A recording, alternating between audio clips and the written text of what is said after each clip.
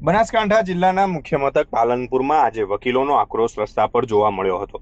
શહેરની મધ્યમાં આવેલી જિલ્લાની વિવિધ કોર્ટોને અહીંથી 8 કિલોમીટર દૂર જગાણા ખાતે ખસેડવાના વહીવટી નિર્ણય સામે વકીલ મંડળે જંગ છેડ્યો છે।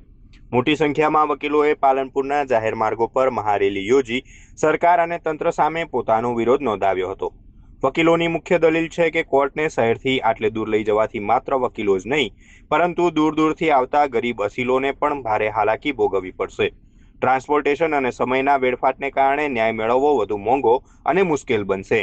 વકીલોએ ચીમકી આપી છે કે જો જગાણા કોર્ટ ખસેડવાનો નિર્ણય તાત્કાલિક રદ કરવામાં નહીં આવે તો તેઓ આંદોલનને વધુ ઉગ્ર બનાવશે। વકીલો હવે આ મુદ્દે આરપારના મૂડમાં જણાઈ રહ્યા છે અને છેક સુધી લડી લેવાની મક્કમતા દર્શાવી છે।